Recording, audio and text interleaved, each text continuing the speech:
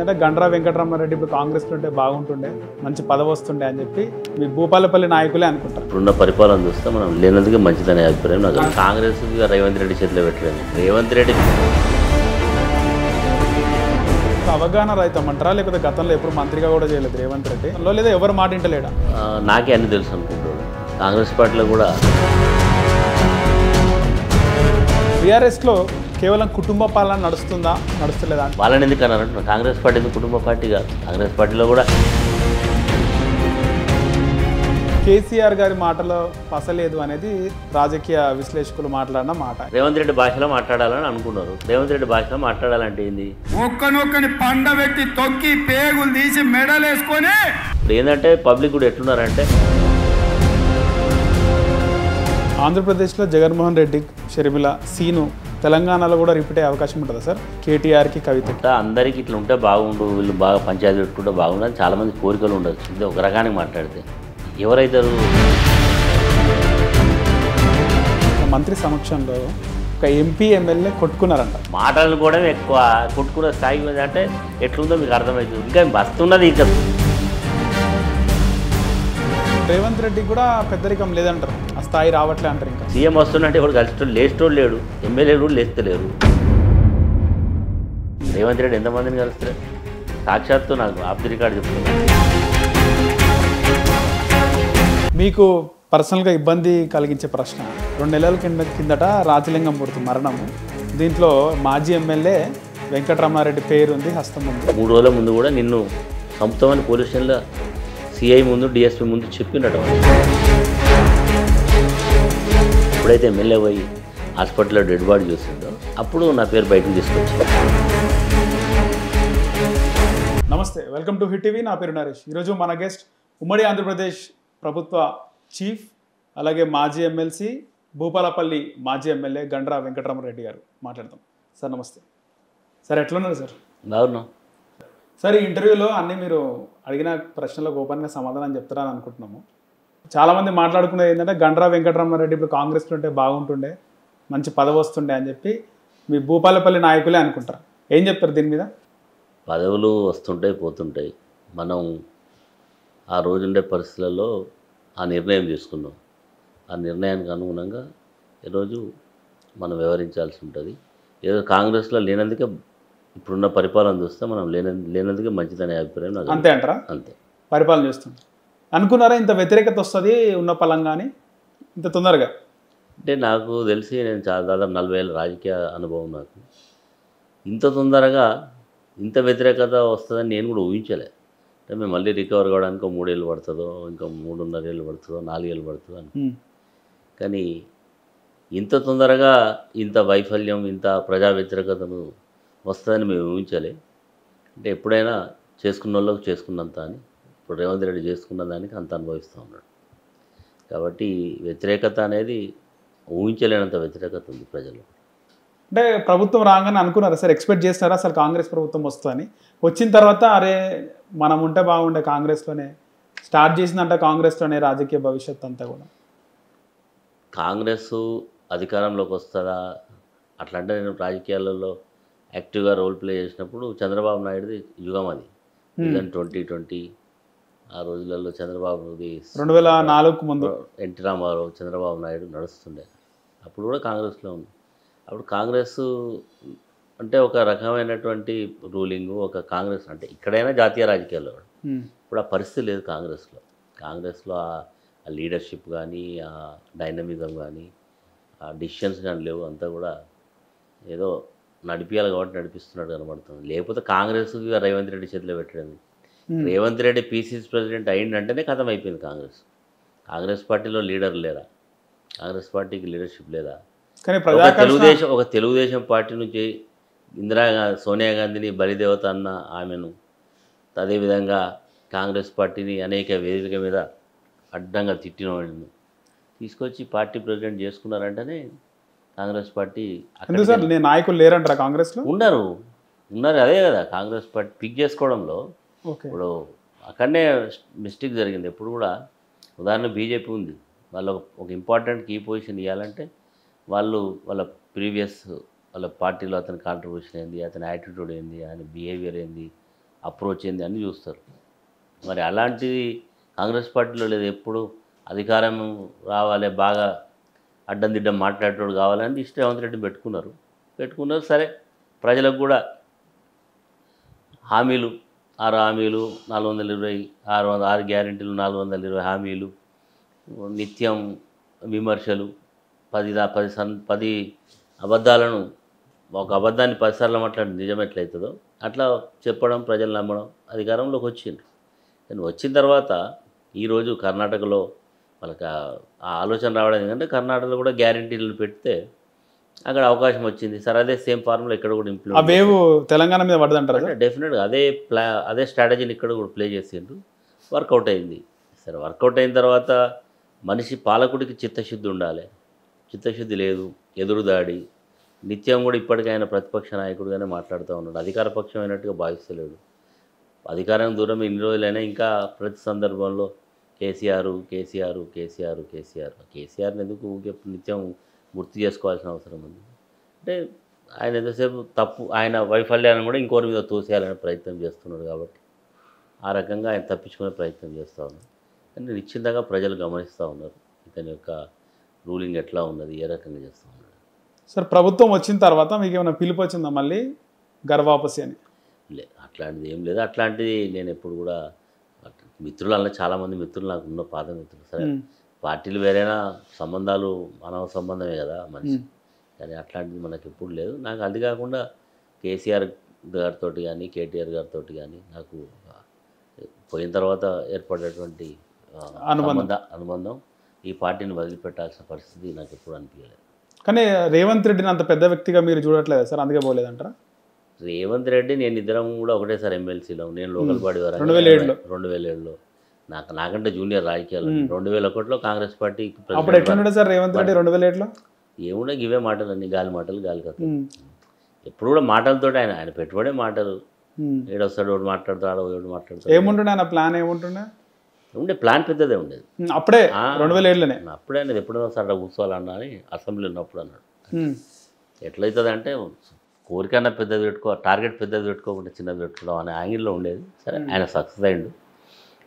సరే, సక్సెస్ కావడం, పదవి రావడమే సక్సెస్ కాదు కదా. కానీ అప్పటికి ఉమ్మడి ఆంధ్రప్రదేశ్ కదా సార్, అప్పుడు తెలంగాణ సపరేట్ అవుతుంది. లేదు, తెలంగాణ అవుతుంది అనేది అందరికీ తెలుసు. ఆ మూమెంట్లో తెలుసు.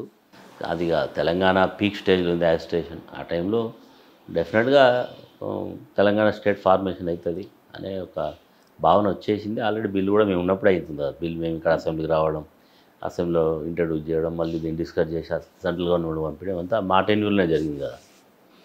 కాబట్టి రేవంత్ రెడ్డి లాంటి వ్యక్తి కాంగ్రెస్ పార్టీకి ప్రెసిడెంట్ అయ్యి ఈరోజు ముఖ్యమంత్రి ఏంటంటేనే ఇక అక్కడనే దాని గొప్పతనం అర్థమైంది. సరే, ఎవరికైనా అవకాశాలు వస్తుంటాయి. ఒకటి, చరిత్రలో 2 రకాలు మిగులుతారు. అవకాశం వచ్చిన వాడు సద్వినియోగం చేసి ప్రజల గుండెల్లో నిలిచిపోయేవాడు ఒకడైతే, ఇచ్చిన అవకాశాన్ని దుర్వినియోగం చేసి ప్రజల హృదయాలలో మరి ఎందుకు పనికి రాకుండా 2 రకాలు ఉంటారు. మరి రేవంత్ రెడ్డి ఏ జాబితాలో వస్తాడో ప్రజలు నిర్ణయం చేస్తారు. సార్, అవగాహన రహితం అంటారా, లేకపోతే గతంలో ఎప్పుడు మంత్రిగా కూడా చేయలేదు రేవంత్ రెడ్డి, అదేమన్నా లోటుపాట్లు ఉన్నాయా? అవగాహన లేదా ఎవరు మాట ఇంటలేడా? ఆయనే నాకే అన్ని తెలుసు అనుకుంటాడు.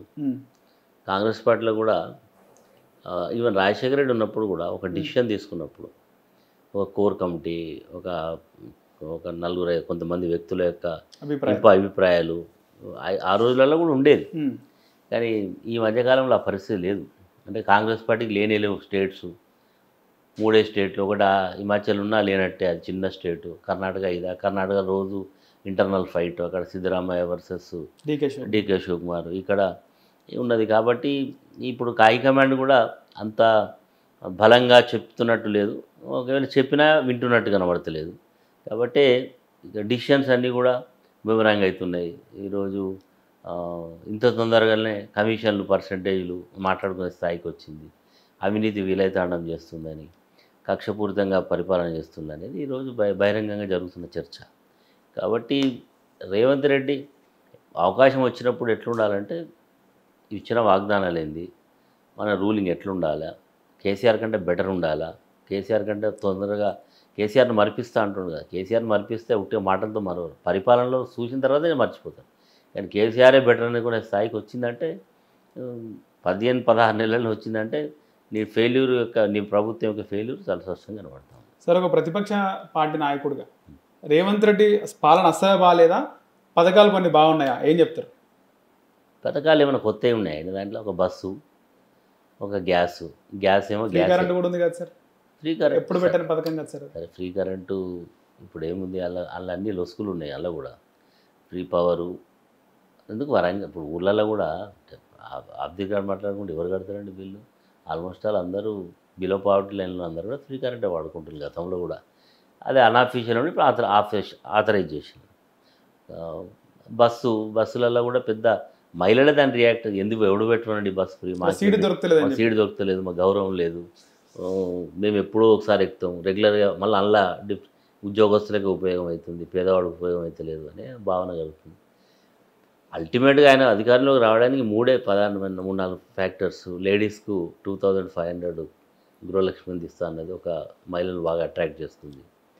తర్వాత తులం బంగారం, కేసీఆర్ లక్షిస్తే అదనంగా తులం బంగారం. వృద్ధులకు ఇచ్చే పెన్షన్ 4000, భార్యకు భర్తకు ఇద్దరికి ఇస్తామన్నది. తర్వాత 10,000 రైతు బంధు 15,000. ఇవి కొంచెం బాగా అట్రాక్ట్ చేస్తుంది, పీపుల్ అట్రాక్ట్ కావడానికి కారణమైనవి. కానీ వాటిని ఈయనేమి అడ్రస్ చేయట్లేదు కదా. కాబట్టి ఎప్పుడు కూడా పెడతా అన్నప్పుడు ఆశపడతారు, అది చేయనప్పుడు అదే స్థాయిలో వ్యతిరేకత వస్తుంది. కాబట్టి ప్రభుత్వం ఈరోజు తీరును పెద్దగా పబ్లిక్ రిసీవ్ చేసుకోవడం లేదు. సార్, ఈ ఇంటర్వ్యూలో అన్నీ మీరు అడిగిన ప్రశ్నలకు ఓపెన్గా సమాధానం చెప్తారని అనుకుంటున్నాము. ముఖ్యంగా బీఆర్ఎస్లో మీరు ఉన్నారు. బీఆర్ఎస్లో కేవలం కుటుంబ పాలన నడుస్తలేదా అంటే ఏమంటారు? డెఫినెట్గా ఇది ఒక రీజనల్ పార్టీ. ఇప్పుడు అఫీషియల్గా నేషనల్ పార్టీగా పెట్టిన రీజనల్ పార్టీస్లో మనం బెంగాల్లో ఎవరు ఆమె పెట్టింది కదా పార్టీ, మమతా బెనర్జీ. డెఫినెట్గా ఆమెదే ఉంటుంది. ఉదాహరణకు ఒరిస్సాలో బీజూ జనతాదళ్, అది కూడా అక్కడ నవీన్ పట్నాయక్ ఆయనదే నడుస్తుంది. తెలుగుదేశం పార్టీ చంద్రబాబుదే నడుస్తుంది, అలా కొడుకు నడుస్తుంది, పెట్టిన వాళ్ళది నడుస్తుంది.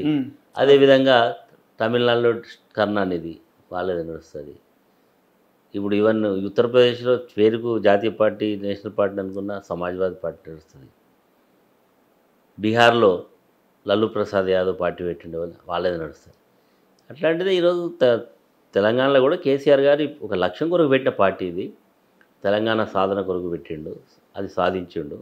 10 years తెలంగాణ రాష్ట్రానికి ముఖ్యమంత్రిగా ఉన్నాడు. ఇప్పుడు ఈరోజు కుటుంబ పార్టీ అని ఊరికేనే అంటారు. ఎవరి దగ్గర స్టఫ్ లేకపోతే ఎవరు పబ్లిక్ యాక్సెప్ట్ చేయరు కదా.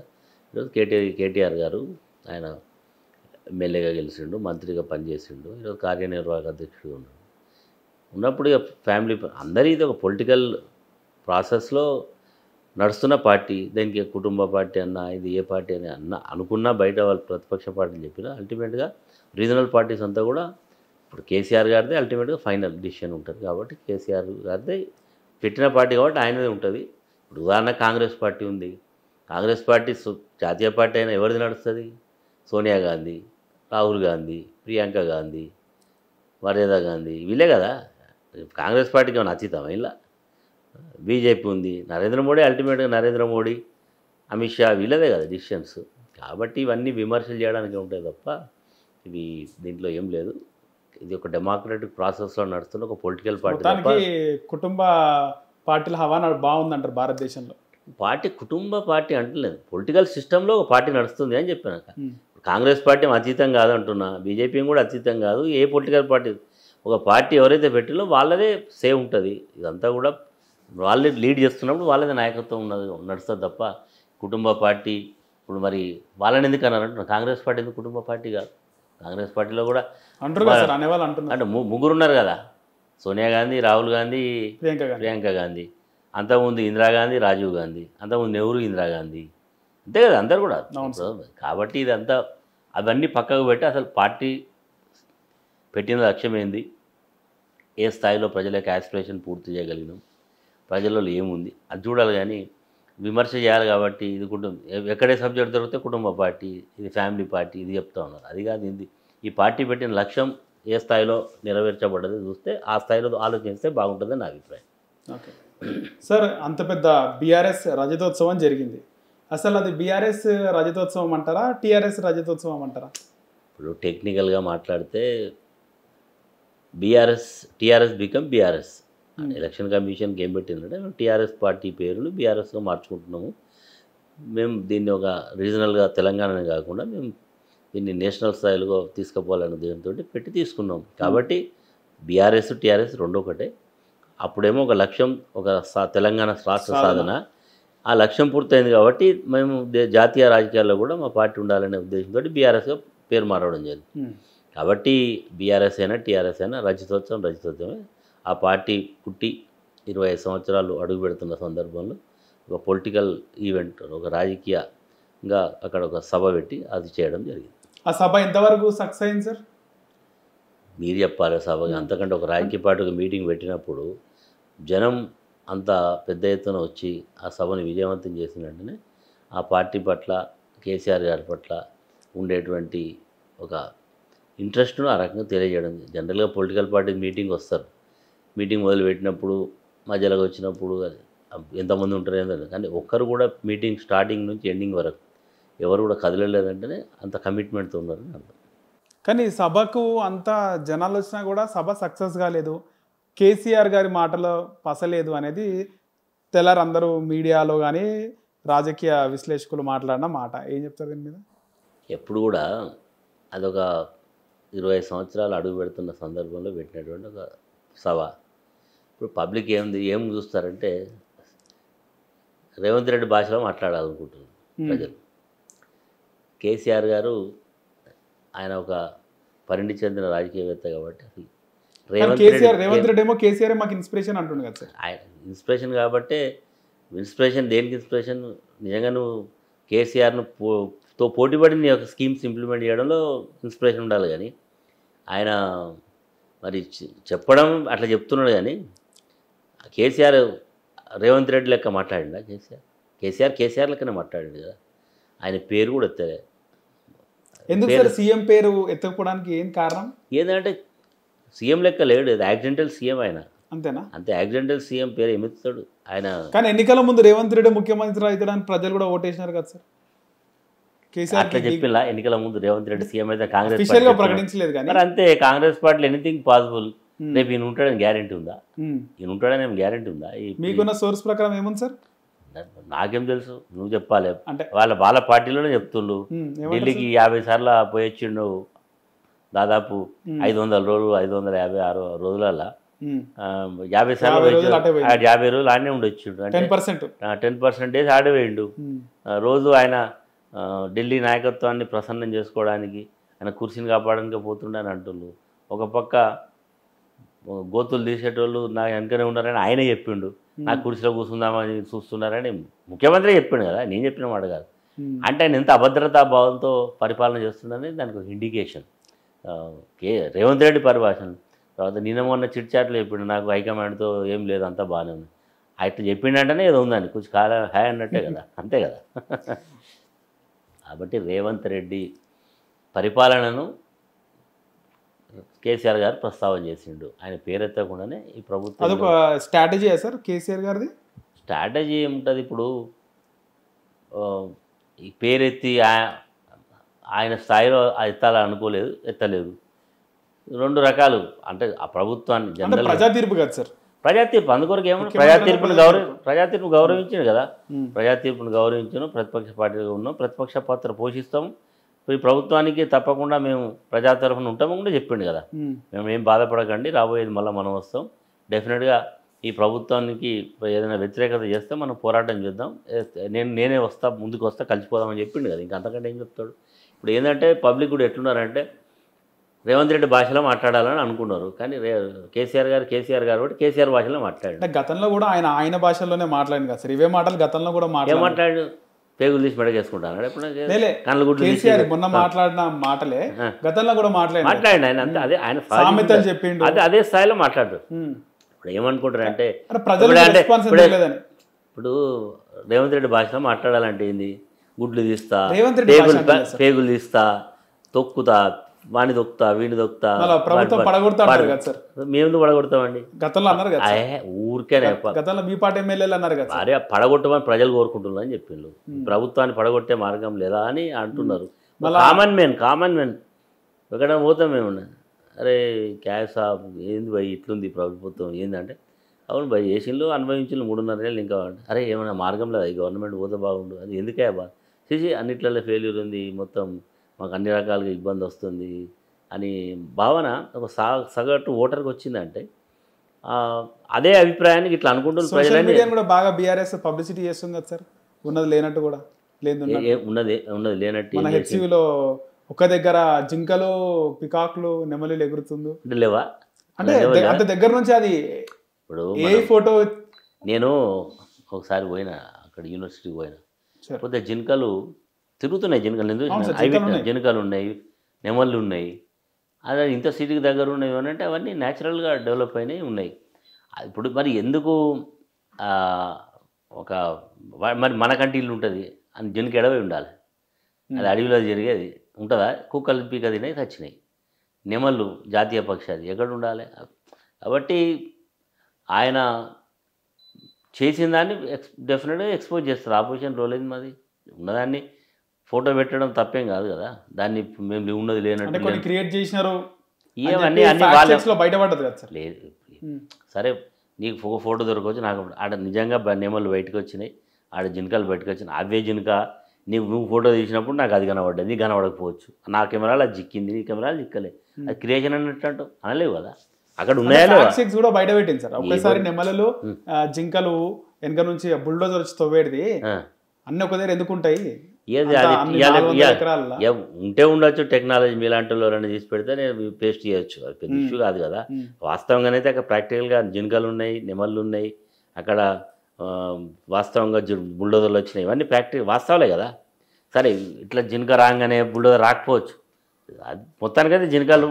ఉరకడం నెమళ్ళు ఉరకడం బుల్డోజర్ రావడం ఇదంతా ప్రాక్టికల్ ఫ్యాక్ట్ కదా కాబట్టి టైం ఏజ్ కదా సార్ కొన్ని రోజులు రేవంత్ రెడ్డికి ఎందుకంటే 6 నెలల నుంచి టార్గెట్ స్టార్ట్ చేశారు అట్లా మేమెందుకు టైం మేము ఎప్పటికి చెప్తున్నాం ఇచ్చిన మాట మీద నిలబడిపోయి నువ్వే చెప్పినావు కదా దేవుళ్ళ మీద ఒట్టు డేట్లు చెప్పింది నువ్వా మేమా నువ్వే ఎవడ ముఖ్యమంత్రి ఒట్లు పెట్టుకోమని చూసినావా చెప్పినావా దేవుని పోతే వరంగల్కి వస్తే భద్రకాలం వంటివి యాదిరుట్ట పోతే లక్ష్మీనరసింహస్వామి కరీంనగర్ పోతే ఇంకో దేవుడు ఇక్కడ రాజన దేవుడు అంటే ఇంకొకడు ఏ దేవుని పేరు పెడితే నన్ను నమ్ములు అంటివి పార్లమెంట్ ఎలక్షన్లు ఓట్లు వేయించుకుంటేవి మళ్ళీ మొన్న 26 జనవరి వంటివి మార్చి 1 అంటివి మార్చి 31 అంటే నువ్వే పెడుతున్నావు డేట్లు మేము పెడతలేము ఆ డేట్లనే అదే ఉన్న మాట ముఖ్యమంత్రి అంటే ఒక జీవో ముఖ్యమంత్రి అంటే ఒక ఆర్డర్ నువ్వు ఓట్లు పెట్టుకునేది మా తెలంగాణ స్టేట్ ఇజ్జత్ తీస్తున్నావు మా బాధ కాదు ఓట్లు పెట్టుకోక ఉన్నది చేయమంటున్నాను లేనట్టు సార్ మొత్తం ఈ 5 ఏళ్ళు కూడా ఉండాలని కోరుకుంటున్నాము ఎందుకు ఉండనియమో ఆయన మంచిగా పరిపాలన చేయాలని కోరుకుంటున్నాం ఆయన పరిపాలన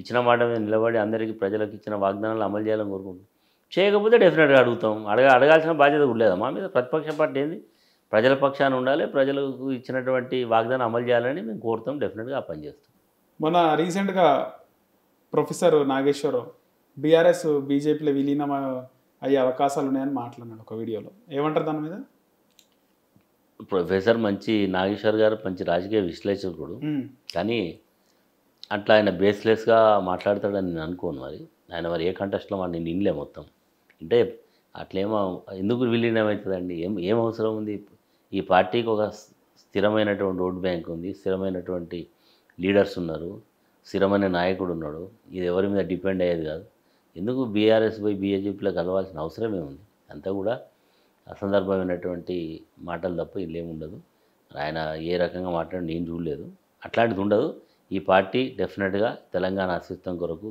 భారతదేశ రాజకీయాలలో వచ్చేటువంటి భవిష్యత్తులో జరిగే రాజకీయ మార్పులకు కేంద్రబిందుగా ఉంటుంది డెఫినెట్గా పనిచేస్తుంది మొన్న జరిగినటువంటి బీఆర్ఎస్ సభకు సంబంధించి చాలా వరకు కూడా కేటీఆర్ని ప్రెసిడెంట్ చేసే అవకాశం ఉంటుందని చాలామంది నాయకులు అనుకున్నారండి సార్ నిజమేనది కేసీఆర్ ఆల్రెడీ ప్రెసిడెంట్ అయినా వర్కింగ్ ప్రెసిడెంట్ ఉన్నాడు కదా అలా ఆ సభది అధ్యక్షుని కొరకు పెట్టిన సభ కాదు ఒక రజతోత్సవ సభ పట్టాభిషేకం కూడా అవుతుంది ఏది పట్టాభిషేకం ఏదైనా రాజుల కాలం పట్టాభిషేకం కానీ అవన్నీ ఏముండవు పట్టాభిషేకాలు గిట్టాభిషేకాలు ఏముండవు కేసీఆర్ గారు అధ్యక్షుడు ఈయన ఒక అరణ్యవర్గ అధ్యక్షుడు రేపు ఎన్నికలు వచ్చినప్పుడు పరిస్థితులు వచ్చినప్పుడు కేసీఆర్ గారు ఏం చేయాలనుకున్నా మళ్ళీ అల్టిమేట్గా పార్టీ మీకుందా సార్ ఇన్ఫర్మేషన్ ఉండొచ్చా కేటీఆర్ అంటే భవిష్యత్తులో ఆయనే పార్టీని నడిపిస్తాడు ఆయనకే పగ్గాలని కూడా అట్లేం ఉండదు కేసీఆర్ గారు యాక్టివ్ రోల్ ఉన్నప్పుడు ఇప్పుడే అది ఆ చర్చకి అవకాశం ఉండదు కేటీఆర్ కూడా సమర్థుడైన నాయకుడే చాలా మంది చెప్తున్నారు అంటే బీఆర్ఎస్ నుంచి బయటకు పోయిన నాయకు పొంగులేటి శ్రీనివాస్ రెడ్డి మంత్రి కూడా గతంలో చాలాసార్లు చెప్పడం జరిగింది, ఉండన్నా నేను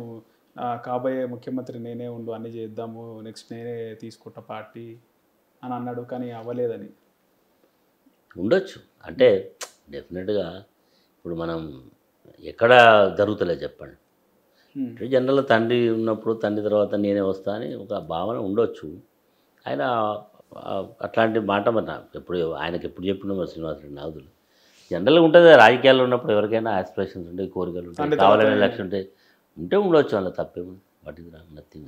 ఆంధ్రప్రదేశ్లో జగన్మోహన్ రెడ్డి షర్మిల సీను తెలంగాణలో కూడా రిపీట్ అయ్యే అవకాశం ఉంటుందా సార్? ఈ కేటీఆర్కి కవితకి ఆమె కూడా నేను కూడా తగ్గేది లేదు అనే విధంగా ఆమె కూడా ఉంది, ఆమె వైఖరి అట్లాంటిది ఏముండదు. అది అట్లాంటిది ఏముండదు. కలిసి పని చేస్తుంటే అందరూ ఎవరి స్థాయిలో ఆమె ఎమ్మెల్సీ ఉంది, ఎమ్మెల్యేగా ఉన్నాడు, పార్టీ ప్రెసిడెంట్ ఉన్నాడు, ఆమె ఎంపీ చేసింది, అవన్నీ ఏముండవు. ఇదంతా అందరికీ ఇట్లా ఉంటే బాగుండు, వీళ్ళు బాగా పంచాయతీ పెట్టుకుంటే బాగుండు అని చాలామంది కోరికలు ఉండొచ్చు, కానీ ఆ కోరికలు నెరవేరచ్చు. పంచాయతీ అయితే ఉంది కదా సార్ భవిష్యత్తు? ఏం పంచాయతీ? ఈ పదవి కోసం ఎందుకైతే పంచాయతీ? ఇప్పుడు ఇది ఒక రకానికి మాట్లాడితే ఎవరైతారు, ఒక ఉదాహరణకు ఇక్కడ ఇప్పుడు మనం చెప్పుకునే హిస్టరీలో ఎవరైతారు, కొడుకే అవుతాడు, తండ్రి కొడుకే అయితే డెఫినెట్గా అది ఎవరు ఇప్పటివరకు చూడండి. ములాయం సింగ్ కొడుకు అఖిలేష్ యాదవ్ అయ్యిండు, ఫరూక్ అబ్దుల్లా కొడుకు ఉమర్ అబ్దుల్లా అయ్యిండు, అయిందాగా లేదా? కరుణానిధి కొడుకు స్టాలిన్ అయ్యిండు. అవుతాడు. ఊరికే దాని మీద పెద్ద చర్చ ఎందుకు, అవసరం వచ్చినప్పుడు ఆయన అవుతాడు. ఊరికే దాని మీద అవసరం వచ్చింది. ఇప్పుడు హరీష్ రావు అని యూటర్న్ తీసుకోవడం కానీ మారితే పరిస్థితి ఎట్లుంటుంది సార్? అది మారాడు. మీరు అందరూ అనుకుంటున్నారు, ఎందుకు మారుతాడు ఆయన? ఆయన కూడా ఉంటుంది కదా సార్ ముఖ్యమంత్రి కావాలి ఉంటుంది. నేను చెప్పినా కదా, ఇప్పుడు హిస్టరీలో ఇదంతా మనకు కనబడుతున్నటువంటిది. ఇప్పుడు సమీపంలో ఇప్పుడు అన్నీ నేను చెప్పిన కూడా లైవ్ ఎగ్జాంపుల్స్. మరి అక్కడ లేని అతీతమైనటువంటిది ఇక్కడ కూడా ఎందుకు వస్తుంది? కాదు కదా. ఒకవేళ కేసీఆర్ గారు నాకు వద్దు అని ఒకవేళ అనుకుంటే కేటీఆర్కే అవకాశాలు ఉంటాయి, అంతే తప్ప వేరే స్కోప్ ఉండదు, చర్చ ఉండదు. అది అందరికీ తెలుసు. ప్రస్తుత రాజకీయ పరిస్థితులలో జరుగుతున్న సమీకరణ రాజకీయ పరిస్థితులు అంతే జరుగుతుంది. ఊరికే దాని మీద మీరు అడిగింది కాబట్టి నేను చెప్తున్నాను. కానీ మొన్న జరిగిన ఎంపీ ఎలక్షన్స్లో సార్ ఈ లిక్కర్ స్కామ్కి సంబంధించి కవిత అరెస్టు బాగా ఎఫెక్ట్ పడ్డదా సార్? ఏం లేదండి, దేశం రెండు భాగాలుగా విడిపోయింది. ఒకటి ఇండియా కూటమి, ఒకటి ఎన్డీఏ కూటమి. అయితే బీఆర్ఎస్ ఏ కూటమిలో లేదు. ఒక బీఆర్ఎస్ఏ కాదు, కర్ణాటకలో ఉదాహరణకు తమిళనాడులో ఏడీఎంకే ఏ కూటమిలో లేదు, పీకింది. ఇక్కడ మేమే కూటమిలో లేకపోయినాము. కమ్యూనిస్టులు బలంగా ఉండేటువంటి ఈవెన్ సిపిఎం సొంతంగా రాష్ట్రం చేసి కేరళలో కూడా ఏం లేదు. అంటే ఏదో ఒక కూటమిలో ఉన్న వాళ్ళకి వేసింది. అయితే మోడీ యాంటీ మోడీ రెండే జరిగింది ఓటింగ్. మేము ఇటుదిలేము అట్లేము కాబట్టి మమ్మల్ని పక్కకు పెట్టింది. మోడీకి వేయాలన్నా యాంటీ మోడీకి వేయాలని డిసైడ్ చేసుకోవాలి. కాబట్టి ఇండియా కూటమి గిట్టేసిండ్రు, లేదా అనుకున్న వాళ్ళు మోడీకి వేసిండ్రు, అంతే. ఇది దేశంలో ఇక్కడే కాదు, వాళ్ళు ఇండియాలో జరిగిన రిజల్ట్స్ అన్నీ కూడా చూడండి అట్లే ఉన్నాయి. బీజు జనతాలు అంత స్ట్రాంగ్ పర్సనాలిటీ. ఆయన దాదాపు లాంగ్ టర్మ్ చీఫ్ మినిస్టరు. ఆయన ఏ కూటమిలో లేడు, వీకెండ్ ఆయన ఇటు ఇండియా కూటమిలో లేడు. ఆయన సొంతంగా పోటీ చేస్తాను, పోటీ చేసింది. ఆయన కుర్చీ పోయింది, ఆయన ఎంపీలు పోయినాయి. కాబట్టి ఇది ఒక్కోసారి ఏమవుతుందంటే రెండు భాగాలుగా రెండు టీంలు ఆడుతున్నప్పుడు మూడో టీం స్కోప్ ఉండదు అన్నట్టుగా ఈరోజు ఇక్కడ మా స్టేట్లో ఎలిమినేట్ అయ్యే పరిస్థితి వచ్చింది. చంద్రబాబు నాయుడు చాలా ఇంటెలిజెంట్గా పొట్టు పెట్టుకోండి. జగన్ కూడా అదే పరిస్థితి, ఏ కుటుంబంలో లేడు కానీ రెండు గెలిచిండు. రూలింగ్ పార్టీ సీఎం ఉండి రెండు గెలిచిండు. ఆయనకు ఎన్ని ఎమ్మెల్యే సీట్లు వచ్చినాయి మీరు చూసిండు. ఎమ్మెల్యే సీట్లు ఎన్ని వచ్చినాయి? ఇక్కడ 39 సీట్లు గెలిచిండు. అంటే అప్పుడు ఉండే పరిస్థితి ఫ్యాక్టర్. 2019 కూడా ఇదే కదా సిచ్యువేషన్. ఏడా అప్పుడు కూడా రెండు కూటమిలకే ఉండే కదా సార్. ఏడా 19లో లోక్సభ అప్పుడు ఇంత బలంగా లేదు. అప్పుడు ఇంత బలంగా లేదు కాబట్టి BRS BJP Congress 4, BJP 3, BJP 3, Congress సగం వాళ్ళకు కూడా వచ్చినాయి కదా సీట్లు. కాంగ్రెస్కి 3, బీజేపీకి 4 వచ్చినాయి. అప్పుడు కూడా మోడీ ఫ్యాక్టర్ పనిచేసింది కదా. కాబట్టి అప్పుడు నిజంగా బీజేపీ వాళ్ళు అడిగిండ్రు పొత్తు పెట్టుకుంటే మాకు కొన్ని సీట్లు మనం కలిసిపోటీ చేద్దాం. అది చేస్తే ఇక్కడ స్వీప్ చేసేది అవకాశమే లేదు. కానీ ఎప్పుడు కూడా ఎవరితో పొత్తు పెట్టుకోవడానికి కేసీఆర్ గారు అంత ఆసక్తి చూపెట్టారు. సార్ రీసెంట్గా చూసుకుంటే ఒక మంత్రి సమక్షంలో ఒక ఎంపీ ఎమ్మెల్యే కొట్టుకున్నారంట. మీ వరకు కూడా వచ్చిండొచ్చు, అది బయటికి కూడా వచ్చింది న్యూస్. చాలా మందికి ఇది నిజమా అబద్ధమా అని ఉంది. నిజమా అబద్ధం? ఎంపీ ఎమ్మెల్యే కొట్టుకోవడం ఏంటి సార్? అంటే వాళ్ళ మాటలు పెరిగినాయి, పీకిండోటి పీకితే కన్నుకు ముక్కలకి రక్తం కూడా వచ్చిందట. ఇంకా నువ్వు కొట్టుకున్నారంట, ముక్కలకి రక్తం. ఎంపీకి దెబ్బలు ఎక్కువడే, ఎమ్మెల్యేకి ఎక్కువ. ఇప్పుడు ఇద్దరు మధ్య ఇటు కూర్చున్నారు భయ్, మధ్యలో ఇంకో ఆయన కూర్చున్నాడు. ఏం కొట్టుకొని అంత దెబ్బలు తగిలి అంతా ఒకటి కట్టి కొడితే ముక్కు తగిలి ఉంటుంది, రక్తం వచ్చి ఉంటుంది. నేను కొడితే చెంపకు తగిలి ఉంటుంది. అంతే ఏముంటుంది అక్కడ పోయి గల్ల మీద పెట్టి కొట్టుకుంటా. మాటలను కూడా ఎక్కువ కొట్టుకునే స్థాయి మీద అంటే ఎట్లుందో మీకు అర్థమవుతుంది. మొన్న తుమ్మల నాగేశ్వరరావు వర్సెస్ ఒక ఎమ్మెల్యే ఆడ ఇనాగ్రేషన్కి పోయిళ్ళు, ఆడ అల్లరి పెట్టుకొని వెళ్ళిపోయిళ్ళు. ఇక స్టార్ట్ అయింది. ఇక ఇప్పుడు అసలు క్లైమాక్స్ ఇప్పుడే స్టార్ట్ అయింది సినిమా. ఇక వీళ్ళ తిట్టుకునుడు కొట్టుకునుడు ఇవన్నీ నడుస్తుంటాయి. ఇక సో మీరు ఆరాధిస్తే రీజన్ దేని గురించి అని తెలిసింది సార్? ఏముంటుంది ఆరా ఏముంటుంది, ఈయన కృష్ణమోహన్ రెడ్డి ఇలా గెలిచిన పోయిండు. ఆల్రెడీ అక్కడ ఒక కాంగ్రెస్ ఓడిపోయినా ఆయన ఉన్నాడు, ఆయన అటు సైడ్ తీసుకున్నాడు. అరే నేను వచ్చిన కదా పోయి నాది ఉండాలి ఇంపార్టెన్స్, ఈయన అంటే నేను విడిచిపెట్టాలని ఏదో అంతే ఉంటుంది ఆర్గ్యుమెంట్ సైట్లో. మాట పెరిగింది, ఓటు వేసిండు నేను, మళ్ళీ ఈయన ఒకటి ఆయన వేసుకున్నాడు. మధ్యలో ఆయన ఆగబట్టిండు, మధ్యలో సంపత్ కుమార్ అన్నాడట, అరే నక్కోపోయి అని ఆపిన. మంత్రి గారు ఏమనలేదా? ఏమంటాడు, ఇట్లా కొట్టుకుంటే ఇట్లా పోయి ఆయన వీళ్ళు ఎవ్వరున్నారు పోయి అంతా ఒక సినిమా తీయాలంటే ఆర్టిస్టులు వచ్చినట్టు జమైన వాళ్ళు వీళ్ళంతా రియల్ కాంగ్రెస్లో లేవు. వీళ్ళంతా ఏంటంటే ఆ టైంకి అంతా కలిసిన వాళ్ళు, వీళ్ళకి ఎవరికి కమిట్మెంట్ లేదు. మళ్ళీ ఇది ఫెయిల్యూర్ సినిమా అంటే ఎవడు ఎక్కడ పోతాడో రేపు మీరు చూస్తుండండి. ఈ దుకాణం బంద్ అయ్యేటప్పుడు మళ్ళీ ఎక్కడెక్కడ వాళ్తాయి ఈ పక్షులని పోయి చూస్తుండండి మీరు. అన్ని వీళ్ళందరూ కమిట్మెంట్ ఉన్న వాళ్ళు కాదు, ఉంటారని నమ్మకం కూడా లేదు. సో రేవంత్ రెడ్డి కూడా పెద్దరికం లేదంటారు, ఆ స్థాయి రావట్లే అంటారు. ఇంకా పెద్దరికం మీరు విజువల్ చూడండి. క్యాబినెట్ మీటింగ్ అయితే సీఎం వస్తున్నట్టే ఎవడు కలిసిటోడు లేచేటోడు లేడు, ఎమ్మెల్యేలు కూడా లేస్తలేరు. అంటే పెద్దరికం ఏ స్థాయి ఉందో మీరు అర్థం చేసుకోండి. నేను కూడా పబ్లిక్ లైఫ్ సీఎం అంటే ఆయన మనకి ఇష్టం లేకపోయినా కుర్చీకి ఆయన ఉండే హోదాకి గౌరవం ఇవ్వాలి. ఎవరు లేస్తలేరు, ముచ్చట్లు పెట్టుకోండి, ఇట్లా కాళ్ళు ఉప్పున ముచ్చట్లు పెడతాం. అంత పెద్దరికం ఉంది ఆయన. ఇదే మాట సార్, అంటే ఆ కుర్చీకి ఆ హోదాకి గౌరవం ఇవ్వాలన్నారు. సేమ్ ఇక్కడ కేసీఆర్ గారు కూడా ఇవ్వాలి కదా సార్ ఆ కుర్చీకి. ఎవరికి ఆ కుర్చీకి ఇచ్చిండు కదా, ఇచ్చిండు కాబట్టి అంటే పేరు తీయకుండా ఎందుకు తీస్తాడు, ఎందుకు అంటే తీయాలి మరి. మీకు కావాలి కేసీఆర్ లేచి రేవంత్ రెడ్డి ఈ కడుపులో పేగులు తీస్తా, నీ గుడ్లు వీక్తా, నేను పొడుస్తా ఇడుస్తా అంటే మంచిగా ఉంటుందా? ఆయన ఉందాగా మాట్లాడిండు. ఇంకా వస్తున్నది, ఇంకా సినిమా స్టార్ట్ కాలే. మీరు మొన్న చూసిన ట్రయల్, ఇంకా అసలు సినిమా ముందున్నది, ట్రైలర్ సినిమా ఉన్నది, అసలు సినిమా ముందున్నది. అక్కడ చూపెడతాడు ఏందో. ఇప్పుడు ఆయన ప్రతిపక్ష నేతగా కేసీఆర్ గారు ఆ ఫామ్ హౌస్లో ఉండడం ఎంతవరకు కరెక్ట్ అంటారు సార్? అరే ఎవరికి ఏదో ఒక వ్యాపకం కావాలి, ఏదో ఒకటి చేయాలి. ఊరికే రోజు వచ్చి మాట్లాడాలా? ఇప్పుడు ఎప్పుడు మాట్లాడాలా? కొత్తగా మీరు మాట్లాడిన తొందరపడుతుంది పోయి ఏడాది కూడా కాలేదు, కేసీఆర్ అవుతలేడు నిన్నదాకా మళ్ళీ ఇటు పక్కన ఉంటాడు. కాబట్టి ఆయన ఏదో ఒక రకంగా ఆయనకుంటే స్ట్రెస్ను, ఆయనకుంటే దాన్ని ఆ రకంగా వ్యవసాయం చేసి ఒక వ్యవసాయ బిడ్డ, రైతు బిడ్డ కాబట్టి అట్లా నడిపిస్తున్నాడు. దానికి కూడా తప్పు పడితే ఎట్లా మనం మరి ఏం చేయాలి? రోజు వచ్చి తుమ్కిత్తా అమ్కిత్తా అనలేడు కదా, ఆయన ఒక స్థాయి లీడర్ కదా. కాబట్టి ఆయన అక్కడ ఉండి వ్యవసాయం చేస్తున్నాడు. మరి ఈయనేం చేస్తుండే? ఈ సీఎం ఎంతమంది కేసీఆర్ రోజు విమర్శించేది, ఆయన ఫామ్ హౌస్లో జానారెడ్డి కేశవరావుతో అదే కాదు, అదే పెడతాడు జానారెడ్డికి. ఆయన వాళ్ళు ఏమన్నాడు, ప్రగతి భవన్ ప్రజాభవన్ చేస్తా, రోజు అర్జీలు తీసుకుంటా, ఆడ మంత్రులను పెడతా, నేను కూర్చుంటా పొడుస్తా అన్నాడు. ఆరంభ శూరత్తో 4 రోజులు చేసిన దుకాణం బంద్ అయిపోయింది. ఇప్పుడు ఆయన సెక్రటరీకి వచ్చేది, సెక్రటరీ ఇంత మంచి కట్టిండి ఎప్పుడు వస్తాడు, మరి ఈయన ఎందుకు పోతున్నాడు సెక్రటరీ? రేవంత్ రెడ్డి ఎప్పుడు సెక్రటరీ పోయిండా, కూర్చుంటుండా? మాటలు చెప్పడం మస్తుగా. ఎంతమంది ఎమ్మెల్యేలు మన ఇంటర్వ్యూలు ఇస్తుండే ఈయన ఎమ్మెల్యేలు కలవడం, మంత్రులు కలవడం, కేసీఆర్ని విమర్శించాడు. రేవంత్ రెడ్డి ఎంతమందిని కలుస్తాడు? సాక్షాత్తు నాకు ఆఫ్ ది రికార్డ్ చెప్తున్నా, ఒక సీనియర్ మంత్రి కలవడానికి అపాయింట్మెంట్ అడిగితే దాదాపు 15 నెలల రోజులు అడిగితే అపాయింట్మెంట్ ఇస్తలేడట. సీనియర్ మంత్రి ప్రధానమంత్రి సీఎం కలిసి మాట్లాడేది ఉందంటే నో అపాయింట్మెంట్. మీరు అన్నట్టు ఆ రోజు చైర్లకి ఆయన కూడా లేవలే అనుకుంటా. ఎవరు లేవలే అవన్నీ నేను చెప్తాను. మీరు విజువల్స్ కనబడి ఎవరు లేవలే, ఒక్కడు కాదు అందరూ లేవలే. నేను అందరు ఎవరు లేవలే, ఒక్క మనిషి కూడా లేవలే. కనీసం లేచినట్టు కూడా యాక్షన్ చేయాలి. ఒక మంత్రి అపాయింట్మెంట్ అడిగితే అపాయింట్మెంట్ ఇస్తాడట. ఆ మంత్రిని చూస్తే మరి ఆయన కుర్చీకి నాకు ఖతరా తెస్తుండే అని అనుకుంటున్నాడు, ఏమనుకుంటున్నాడు, ఆయన ఢిల్లీలో ఏం చెప్తున్నాడు. మంత్రి అపాయింట్మెంట్ నో అపాయింట్మెంట్ మంత్రికి. అంటే ఇది చెప్పడం చాలా సులువు, ఆచరణ పెట్టడం అనేది తెలుస్తుంది. మన మంత్రివర్గ విస్తరణ ఎందుకు ఆగిపోయింది సార్? మీకున్న ఇన్ఫర్మేషన్ ప్రకారం ఎందుకు ఆగిపోయిందంటే అడిగేటోళ్ళు 10 మంది 15 మంది, ఆడ ఉన్నాయి 6 ఖాళీలు. ఈయన ఒక పేరు చెప్తాడు రేవంత్ రెడ్డి, బట్టి విక్రమార్క ఒక పేరు చెప్తాడు, ఉత్తమ్ కుమార్ రెడ్డి ఒక పేరు చెప్తాడు, జానారెడ్డి ఒక పేరు చెప్తాడు. ఈ చెప్పే పేర్లలో ఎవరికి ఏకాభిప్రాయం వస్తలేదు.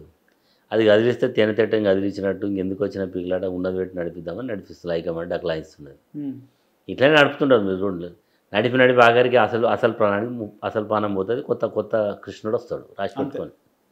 ఈ 5 years లోపేనా సార్ లేకపోతే అంటే 5 ఏళ్ళ దాకా నువ్వు కాసినదా? క్యాబినెట్ ఎక్స్పాండింగ్ జరుగుతలేదంటే ఇండికేషన్ ఏంటంటే ఏదో సంథింగ్ రాంగ్ ఏదో ఉంది, ఇంకా ఉందనే లెక్క. అది కాంగ్రెస్ లెక్క అన్నట్టు. అది అంతే.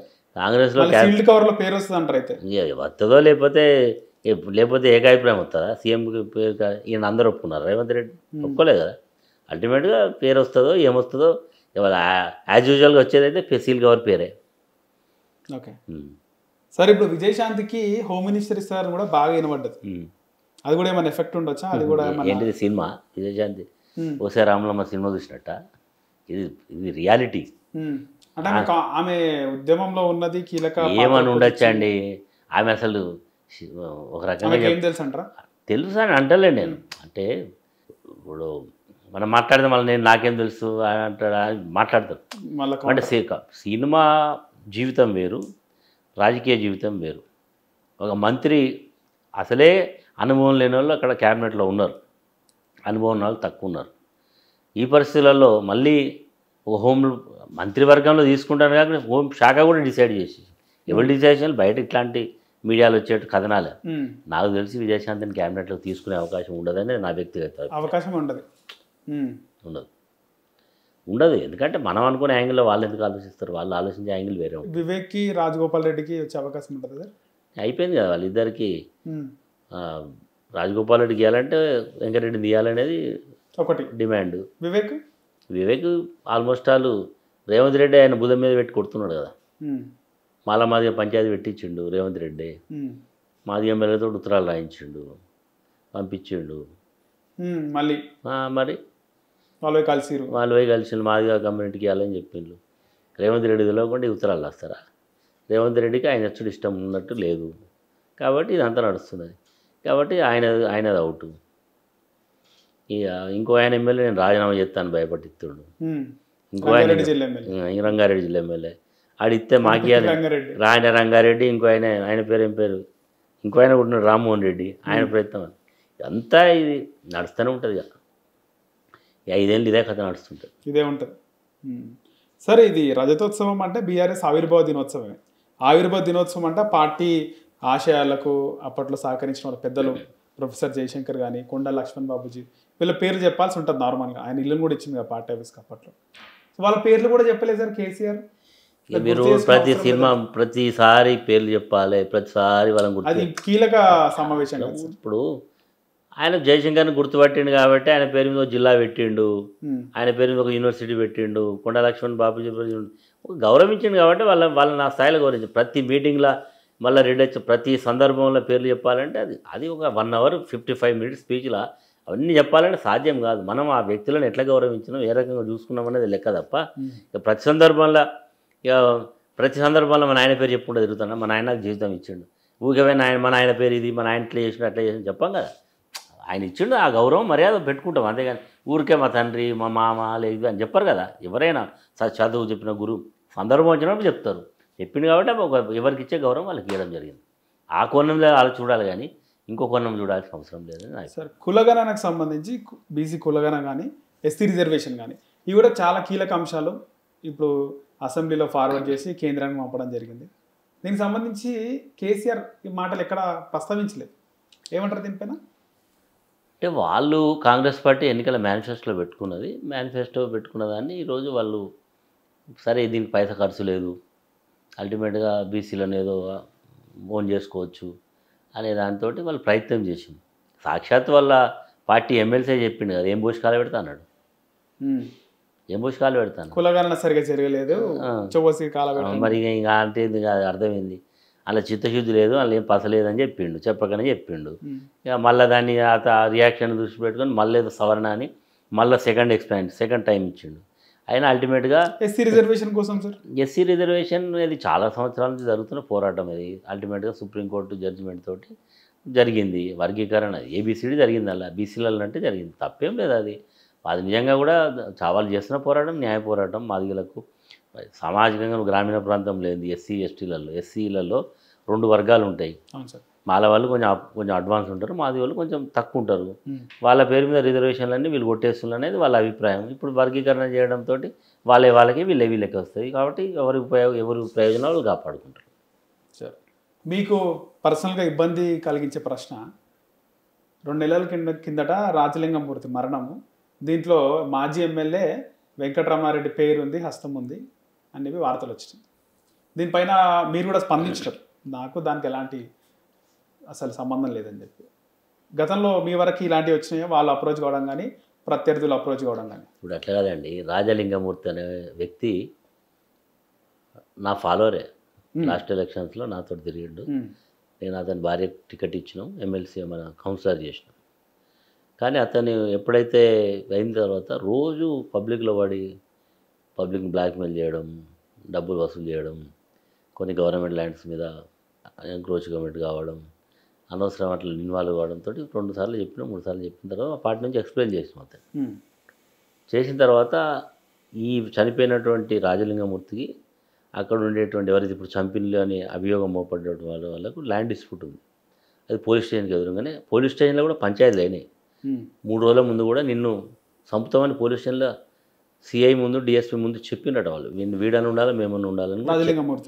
ఆ రోజు చనిపోయిన రోజు నేను డిఎస్పీకి మాట్లాడినా, ఏమైంది అని అడిగితే ఇట్లా మర్డర్ ఇట్లా జరిగింది సార్, ఇట్లా అయింది, మరి ఎవరు చంపిళ్ళు ఏంది అంటే, సార్ మాకు చంపిన వాళ్ళు తెలుసు, మాకు ఒక 1 అవర్ లోపల మిమ్మల్ని పట్టుకుంటాము అని చెప్పిండ్రు. తర్వాత వాళ్ళు ఆల్రెడీ సరెండర్ అయ్యిండ్రు, కోర్టులో మా పోలీస్ స్టేషన్ ఉన్నారని. అప్పటి వరకు బాగానే ఉంది, నా పేరు ఎక్కడ లేదు ఆడ. ఎప్పుడైతే ఎమ్మెల్యే పోయి హాస్పిటల్లో డెడ్ బాడీ చూసిండో అప్పుడు నా పేరు బయటకు తీసుకొచ్చింది. ఈ పేరు చెప్పాలని వాళ్ళ భార్యకు, పుట్టిగా పిచ్చేవాళ్ళు మీరు అట్లా చెప్తే ఎట్లా, ఈ పేరు చెప్తే మీకు లాభం అవుతుంది అని చెప్పి క్యాసెట్ వేసినట్టు వెంకటరమారెడ్డి, కేసీఆర్, కేటీఆర్, హరీష్ రావు ఇట్లా ఇట్లా ఎవరు దోసినట్టు పెట్టి వాళ్ళు చెప్పింది. నిజంగా నాకు సంబంధమే ఉంటే ఈ ప్రభుత్వం నన్ను వస్తుందండి, లేకుండానే ఇరిగియాలని పాపం చాలా ప్రయత్నం చేసి. నా మీద ఎందుకు అవుతుందండి కేసు, నాకేం సంబంధం అని, నాకేం సంబంధం. అట్లాంటి రాజకీయాలను ఎప్పుడు ప్రోత్సహించలేను. నా పొలిటికల్ గ్యారీ 40 ఏళ్లలో నేను ఎవరైనా ఒక చెంపదెబ్బ కొట్టలే, ఎవరితో దెబ్బతినలేదు. ఎప్పుడైనా కోపం వస్తే వాడేవాడని నన్ను మాట్లాడినాడు తప్ప నేను ఎవరిని తిట్టను కూడా. నేనేమన్నా వాడు ఎదురుగా వస్తే కూర్చోబెట్టి మనం పని చేసి పంపిస్తాను. ఇవన్నీ కూడా భూపాలపల్లి ప్రజలకు తెలుసు, నా పొలిటికల్ రాజకీయ జీవితంలో ఎట్లా ఉన్నాం, ఏ రకంగా ఎదిగినాం. ఇవన్నీ ఏంటంటే వాడుకోవడానికి వాడే ప్రయత్నం తప్ప ఇందులో ఏం లేదు. ఆయన కూడా పెద్ద లిటికెంట్ అట్లా ఏం లేదు, చాలా మందిని ఇబ్బంది పెట్టిండు. చాలా సందర్భాలలో అతను మీరు అర్థం చేసుకోండి, 1-2 కోట్ల రూపాయలకు ఇన్సూరెన్స్ చేసుకున్నాడంటే అతనికి డౌట్ లేదా? అతనికి ఇన్సూరెన్స్ చచ్చిపోయే 6 నెలల ముందో 3 నెలల ముందు ఇన్సూరెన్స్ చేసుకున్నాడట, నన్ను చంపుతారు కావచ్చు అంటే. ఎవరు చంపుతారో తెలుసు, ఎందుకు చంపుతారో కూడా అతనికి తెలుసు. చంపిన వాళ్ళు అర్ధగంటలో వచ్చి పోలీస్ స్టేషన్లో సలైండర్ అయిన అంటే నేను ఊరికేనే అంటియడానికి ట్రై చేసిండు. దాన్ని ఆ కలర్ మాకు అంటియాలని అంటలేదు. నిందితులు బీఆర్ఎస్ కార్యకర్తలు సార్? సంబంధం కాదు, బీఆర్ఎస్ సంబంధం లేదు. ఇదంతా క్రియేషన్ అండి, బీఆర్ఎస్ కంటగట్టాలని ప్రయత్నం చేసి. అతను ఏదో కేసు వేసిండు కాబట్టి ఆ కేసు మాకు సంబంధం ఉన్నదని తిప్పడానికి ట్రై చేసిండు. అతన్ని మస్తు మంది మీద వేసిండు కేసులు, ఒక మా మీదనే కాదు. ఇప్పుడున్న ఎమ్మెల్యేని కూడా వ్యతిరేకంగా ఇంటర్వ్యూలు ఇచ్చిండు. ఎమ్మెల్యే కూడా వేస్ట్, ఇతను కూడా లాభం లేదని. మరి అతను ఇప్పుడున్న ప్రస్తుత ఎమ్మెల్యే మీద కూడా మాట్లాడాడు. కాబట్టి రాజలింగమూర్తి హత్యకు మాకు ఎలాంటి సంబంధం లేదు, మా పార్టీకి ఎలాంటి సంబంధం లేదు. మా పార్టీ నాయకులను కూడా కావాలని అందులోకి లాగే ప్రయత్నం చేసింది. కానీ రేపు నిజం నిలకడ మీద తెలుస్తుంది. రేపు తీర్పులో న్యాయస్థానంలో పూర్తిగా విషయాలన్నీ కూడా బయటకు వచ్చేస్తాయి. సరే, అలాగే మీరు వైఎస్ రాజశేఖర రెడ్డి గారు రాజకీయాల్లో ఉన్నప్పటి నుంచి అప్పుడే మీ అంటే ఒక లీడర్గా కాకుండా ఒక ప్రజాప్రతినిధిగా కెరీర్ ప్రారంభమైంది సార్. ఆ టైంలో ఎట్లుండే సార్ వాతావరణం, ఇప్పుడున్నట్టు పరిస్థితులు అప్పుడే పరిస్థితులు తేడా అంటే ఏం చెప్తారు? 2001లో ఆయన ఆపోజిషన్ లీడర్గా ఉన్నప్పుడు నేను జిల్లా కాంగ్రెస్ ప్రెసిడెంట్ ఉన్నాడు ఉమ్మడి వరంగల్. తర్వాత నాకు 2004లో నేను ఎమ్మెల్యేను ఎంపీ కావాల్సి ఉంటే ఆ రోజు నాకు అవకాశం రాలే. 99లో కాలే 2007లో మళ్ళీ అల్టిమేట్గా ఎమ్మెల్సీ అయ్యి మళ్ళీ 2009లో ఎమ్మెల్యే. రాజశేఖర రెడ్డి గారు ఆయన ఒక మాట అంటే మాట మీద ఉండి కొంచెం పద్ధతి ప్రకారం ఇట్లా రేవంత్ రెడ్డి లెక్క మాట తప్పే స్వభావం లేదు. సంతకం పెడతా రైతులకు సంబంధించిన ఫీ పవర్ మీద అంటే అధికారులందరికీ సాధ్యంగా డామ్ డూమ్ అనగానే నథింగ్ డూయింగ్ అని పబ్లిక్లో సంతకం పెట్టాడు. ఈయన ఎందుకు పెడతలేడు సార్ మళ్ళీ ఆ విధంగా? అంటే ఎందుకు డబ్బులు ఎందుకు పెడతారు ఆయన అడగాలి, నాకేంటే ఆయన చెప్తాడు. ఆయన పెట్టిండు చెప్తున్నా హిస్టరీ. ఆయన ఆయన చెప్పనిది ₹2 కిలో బియ్యం ఎన్నికల మేనిఫెస్టో లేదు, ₹2 కిలో బియ్యం ఇచ్చిండు. ఆరోగ్యశ్రీ లేదు, ఆరోగ్యశ్రీ చేసిండు. ఫీజు రియంబర్స్మెంట్ లేదు, ఫీజు రియంబర్స్మెంట్ చేసిండు. 108 ఆ రోజులో ఎవడైనా యాక్సిడెంట్ వస్తే ఎవరు దిక్కు లేదు, 108 తెచ్చిండు. అదే అన్నది ఇప్పటివరకు. అది ఇప్పుడే ఎవరైనా ఏముంటుంది అల్టిమేట్గా 2 రకాలుగా ఉంటుందని చెప్పిన కదా. చరిత్రలో నిలిచిపోయే వాళ్ళు, చరిత్రలో రెండు రకాలుగా నిలిచిపోయారు. 2 రకాల జాబితాలు ఉంటాయి, 2 రకాల పనులు ఉంటారు. రేవంత్ రెడ్డి ఏ జాబితాలు ఉంటాడు, రాజశేఖర రెడ్డి ఏ జాబితాలు ఉంటాడు మనం చూస్తున్నాం.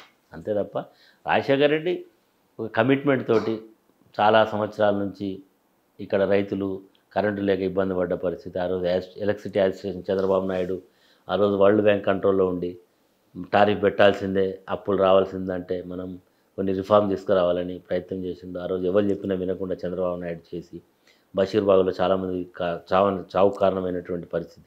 ఇవన్నీ అధ్యయనం చేసుకొని ఫ్రీ పవర్ అన్నాడు. ఫ్రీ పవర్ మీద పబ్లిక్లో సంతకం పెట్టిండు. మరి రాజశేఖర రెడ్డి ఒత్తిడితోటే మన్మోహన్ సింగ్ రైతులకు దేశవ్యాప్తంగా రుణాలు మాఫీ అయినాయి. ఇక్కడ సక్రమం కట్టిన వాళ్ళకి ₹5,000 బోనస్ వచ్చింది. ఆ రోజుల్లో కొన్ని జరిగినాయి. సాచురేషన్ మోడ్లో ఇండ్లు వచ్చినాయి. కొంత రాజశేఖర రెడ్డి గారు కమిట్మెంట్ తోటే పేదలకు చేయాలనే సంకల్పంతో చేసింది కాబట్టి ఈ రోజు వరకు రాజశేఖర రెడ్డి గారిని గుర్తుపెట్టుకున్నారు.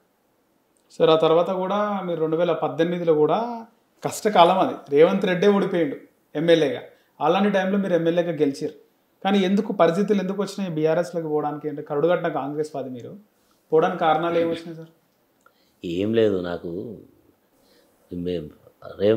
కాంగ్రెస్ అప్పటికే ఎమ్మెల్యే ఉన్నప్పుడు నాకు కేటీఆర్తో కొంచెం ఫ్రెండ్షిప్ ఉండింది. ఆయన నన్ను రమ్మని ఆహ్వానించి కొంచెం మీరు మీలాంటి వాళ్ళు కాంగ్రెస్ ఇంకా లాభం లేదు, మీరు వస్తే బాగుంటుందని అడగడం వల్ల నేను ఆయనతో ఉండేదాంతో నాకు మీకు అనిపిస్తుంది సార్ కాంగ్రెస్ పార్టీ నడిపిద్దాము తెలంగాణ ఇచ్చిన పార్టీ ఉండేనా అంటే నడిపియాలని ముందుకు తీసుకెళ్ళాలి ఉండాలని ఉండే. కానీ కాంగ్రెస్లో ముందర వాడినారు. అది మీరు కాంగ్రెస్ పార్టీలో నాలాంటివన్నీ ముందర వాడినిచ్చే పరిస్థితి. ఇప్పుడు సిఎల్పి లీడర్ ఎన్నిక కూడా అది ఏకపక్షంగా జరిగింది. అది ఎవరు ఒపీనియన్ లేదు, ఏం లేదు. అంత వాళ్ళు డిసిషన్ తీసుకొని వచ్చి పేరు చెప్పిళ్ళు, అందరం ఒప్పుకోవాలి. డబ్బులు కూడా పనిచేస్తాయి సార్, పనిచేసే అవన్నీ మాట్లాడితే బాగుండదు. ఇప్పుడు నా పార్టీలో ఏముంది దాని గురించి. ఇప్పుడు వాళ్ళే చెప్పుకుంటారు కదా ఎన్ని పైసలు వచ్చి తెచ్చుకున్నాడు రేవంత్ రెడ్డి అని చెప్పిండు కదా. అది ఉత్తమ్ కుమార్ కోమటిరెడ్డి వెంకరెడ్డి చెప్పిండు. అందరు చెప్తారు మాణిక్యం ఠాకూర్ కాదు మనీ ఠాకూర్ అనేది చెప్పింది కదా. అందువరకు ఇన్ఛార్జ్ మెయింటైన్ చేసుకొని తెచ్చుకుంది. సరే ఏమైనా మనం అందులోకి వెళ్ళి బయటకు వచ్చినాక ఇవన్నీ మనం ఇట్లా అట్లా అనుకోవడం ఇప్పుడున్న పరిస్థితుల్లో అవసరం లేని విషయం. కాబట్టి ఇప్పుడు మనం ఏం కోరుకుంటున్నాం అంటే ప్రజల వాళ్ళకి అవకాశం ఇచ్చి కొంచెం ప్రజలలో మంచి పేరైనా సంపాదించుకోండి, కొంచెం ఉన్న టైం అన్నా బాగా చేసుకోండి, ప్రజలకు ఇచ్చినటువంటి వాగ్దానాలు అమలు చేయండి. ఇంత తొందరగా చీతు అనిపించుకోకుండా కొద్దిగా ఉన్న 5 ఏళ్ళైనా కొంచెం నడిపింది, దుకాణం నడిపింది, పాలన చేయండి. ఎంత చేశారు సార్ రేవంత్ రెడ్డి రాష్ట్రాన్ని బాగా నడుపుతున్నాడా అన్నదానికి మీరు రేటింగ్ ఎంత? నేనే ప్రజలు వేస్తున్నారు కదా ఆల్రెడీ. సరే నేను మాట్లాడితే నేనేమంటా ఫెయిల్యూర్ అనే చెప్తున్నా కదా. మార్కులు వేసేది ప్రజలు. ఫెయిల్యూర్ అంటారా? ఇప్పుడు మనం పాస్ మార్కులు ఎన్ని మార్కులు? పాస్ మార్కులు 35. మరి 35 కిందికి వస్తే ఏమంటారు? ఫెయిలే కదా. మరి ఫెయిల్ మార్కులు పడ్డాయని చెప్తున్నారు. సర్వే రిపోర్ట్లు చెప్తున్నాయి కదా. మొన్న ఎవరో రెండు సంస్థలు చేసినాయి. అందరూ సీఎం మీద వ్యతిరేకత ఉందని, మంత్రుల మీద వ్యతిరేకత, ఎమ్మెల్యేల మీద వ్యతిరేకత ఉందని, రేటింగ్ బాగాలేదని, సరి చేసుకోకపోతే వీళ్ళకి లాభం లేదని చెప్తున్నారు. అది అల్టిమేట్గా ఏంది అట్లాంటి ఇంటెలిజెన్స్ రిపోర్ట్స్ కూడా పోతుంటాయి కదా సీఎంకి రోజు ఎవ్రీడే. మొత్తానికి మీరు ఇక బీఆర్ఎస్లోనే కొనసాగుతారు డెఫినెట్గా. రైట్ సార్, ధన్యవాదాలు సార్. నమస్తే. హిట్ టీవీ యాప్, ఇందులో short news, live news, entertainment shows, movies, digital magazines తో పాటు మీ జిల్లా వార్తలను కూడా ఫ్రీగా చూడొచ్చు. ఇంకెందుకు ఆలస్యం, వెంటనే హిట్ టీవీ యాప్ ని డౌన్లోడ్ చేసుకుని ఫ్రీగా ఎంటర్టైన్మెంట్ పొందండి. Hit TV app. Hit TV app. Please download hit TV app. Hit TV app ని ఫ్రీగా డౌన్లోడ్ చేసుకుని ఎంజాయ్ చేయండి. మీకు నచ్చిన ఎంటర్టైన్మెంట్ కోసం హిట్ టీవీ యాప్ ని ఫ్రీగా డౌన్లోడ్ చేసుకుని ఎంజాయ్ చేయండి. హిట్ టీవీ యాప్ ని డౌన్లోడ్ చేసుకుని ఆస్వాదించండి, ఆశీర్వదించండి. ఇంతమంది సెలబ్రిటీలు హిట్ టీవీ యాప్ ని డౌన్లోడ్ చేసుకోండి అని చెప్తున్నారంటే ఎంత మంచి యాప్ ఆలోచించండి. అమెరికా అమెరికా అమెరికా అమెరికాలో చదవాలనుకునే వాళ్ళకి విశ్వసనీయమైన పేరు మన శౌర్య కన్సల్టెన్సీ. UK లో 1 year masters, UK లో 1 year masters, 2 years work permit up to 5 years visa. Contact Saurya Consultancy. Contact 89851 89851.